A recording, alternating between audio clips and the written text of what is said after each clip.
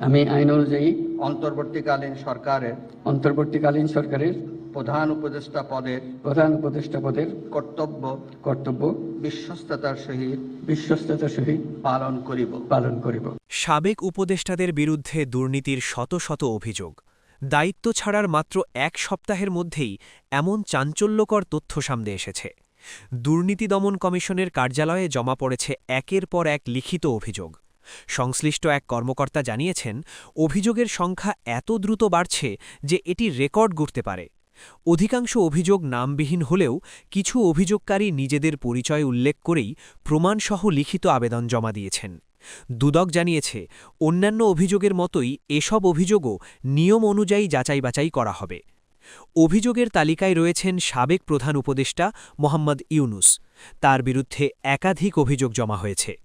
অভিযোগে বলা হয়েছে, তিনি নিজের নামে একটি ট্রাস্ট গঠন করে গ্রামীণ টেলিকম ও গ্রামীণ ব্যাংক সম্পর্কিত অর্থ আত্মসাৎ করেছেন এবং আয়কর ফাঁকি দিয়েছেন।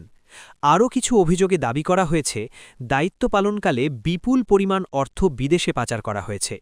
তবে এসব অভিযোগ এখনও তদন্তাধীন এবং প্রমাণিত নয়। সাবেক আইন উপদেষ্টা আসিফ নজরুলের বিরুদ্ধেও ১ ডজনের বেশি অভিযোগ জমা পড়েছে। অভিযোগগুলোর মধ্যে রয়েছে মামলা ও জামিন বাণিজ্য, বিচারক ও সাব রেজিস্ট্রার পদায়নে ঘুষ গ্রহণের দাবি। কিছু অভিযোগে বলা হয়েছে, প্রভাবশালী আসামিদের জামিনে সহায়তার বিনিময়ে বড় অঙ্কের অর্থ লেনদেন হয়েছে। এছাড়া লাভজনক এলাকায় পদায়নের ক্ষেত্রে অর্থ নেওয়ার অভিযোগও রয়েছে। তবে এসব বিষয়েও এখন যাচাইয়ের পর্যায়ে রয়েছে। পরিবেশ উপদেষ্টা সৈয়দা রিজওয়ানা হাসানের বিরুদ্ধে পরিবেশ অধিদপ্তরের প্রকল্পে অনিয়ম ও অর্থ আত্মসাতের অভিযোগ উঠেছে।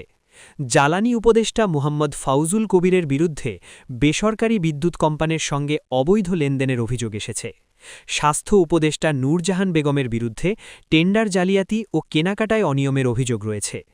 সবচেয়ে বেশি অভিযোগ এসেছে সাবেক ছাত্র উপদেষ্টা আসিফ মাহমুদের বিরুদ্ধে।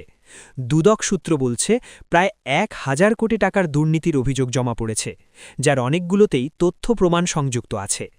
বিদেশে অর্থ পাচার ও অবৈধ বিটকয়েন লেনদেনের অভিযোগও রয়েছে। এছাড়া তথ্য উপদেষ্টা মাহফুজ আলমের বিরুদ্ধে টিভি চ্যানেলের লাইসেন্স প্রদানে ঘুষ গ্রহণের অভিযোগ জমা হয়েছে। এ বিষয়ে ট্রান্সপারেন্সি ইন্টারন্যাশনাল বাংলাদেশের নির্বাহী পরিচালক ইফতেকারুজ্জামান বলেছেন, কেউ আইনের ঊর্ধ্বে নন। অভিযোগ আমলযোগ্য হলে অবশ্যই নিরপেক্ষ তদন্ত হওয়া উচিত এবং সত্যতা প্রমাণিত হলে দৃষ্টান্তমূলক ব্যবস্থা নিতে হবে। একই সঙ্গে তিনি সতর্ক করেছেন, যেন কেউ রাজনৈতিক বা ব্যক্তিগত উদ্দেশ্যে হয়রানির শিকার না হন।